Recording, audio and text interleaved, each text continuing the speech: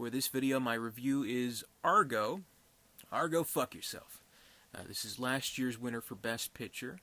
Directed by Ben Affleck, of course. Great director, great presentation in this movie. That he was able to tell an interesting story and a suspenseful one, and a very layered one. In addition to giving a great performance in the lead role, as the CIA agent Mendez, who kind of leads this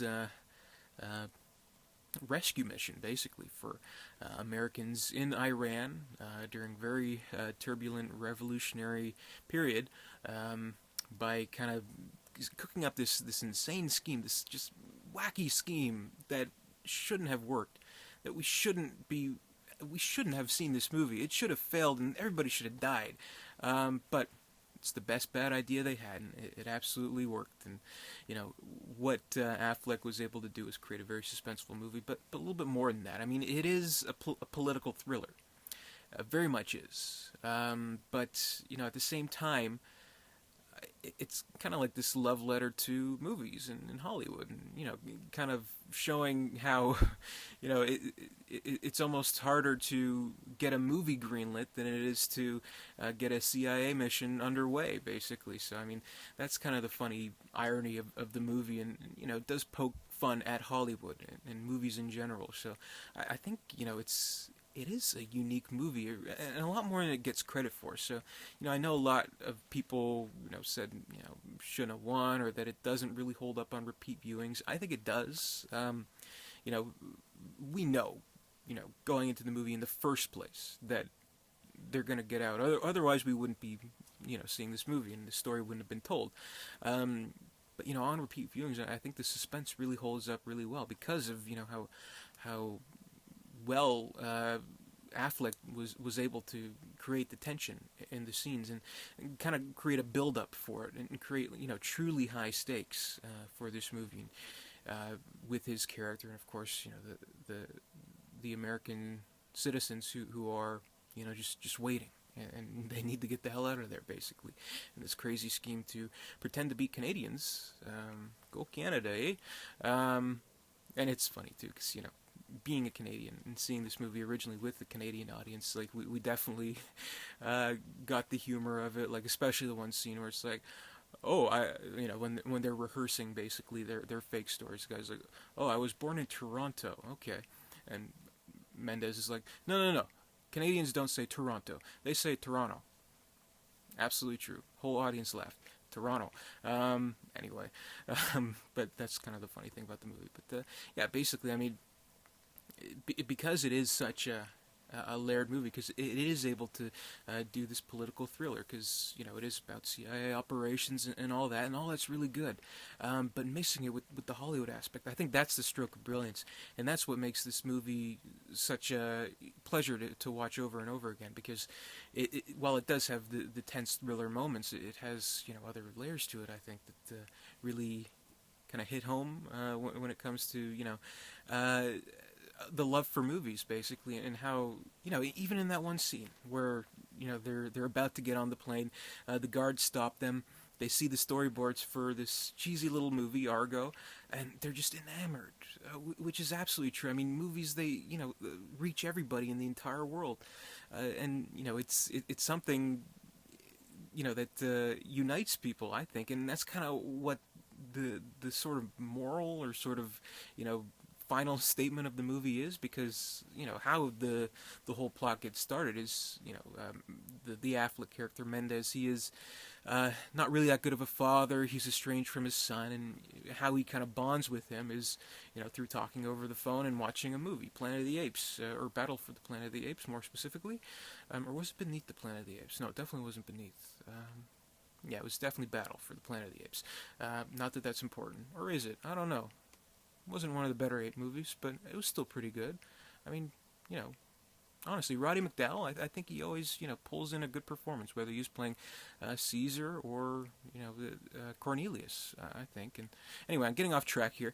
But anyway, that kind of sparks the idea of, hey, make up magic. Why can't we fake a movie? And that's how the movie, how Argo ends as well, with him and his son. and they're bonding together over movies, and you see the kids room full of little sci-fi TV show and movie figures, and it hits home, I think, and I think that's a sweet love letter aspect of the movie to movies themselves. So of course Academy loves self-congratulatory kind of stories, so why not have this win Best Picture?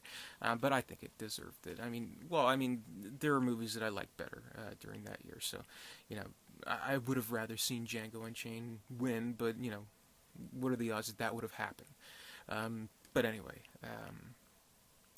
and I think it's definitely elevated by its great supporting cast. You got Bryan Cranston playing another CIA agent who's like, he's almost like, basically there's two sort of like sides of the movie, since it is the CIA operation side and it is the Hollywood side.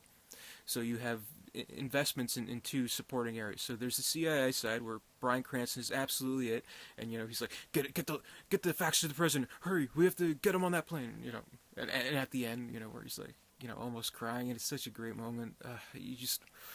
Anyway.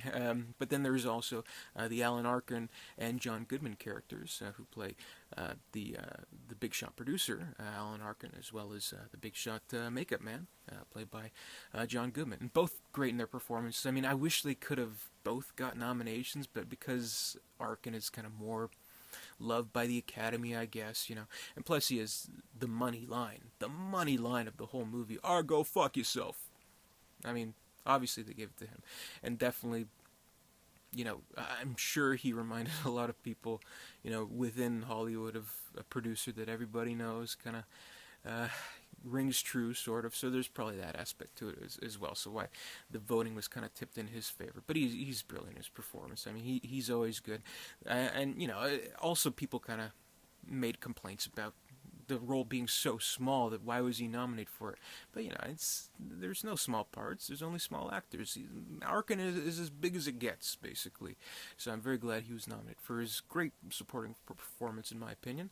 And yeah, I think the whole cast is just exceptional, and I think it is a great film. And yeah, I think it rightly won. I think Ben Affleck did a great job directing, and he kind of, with each movie he's done Gone Baby Gone, The Town, and now this.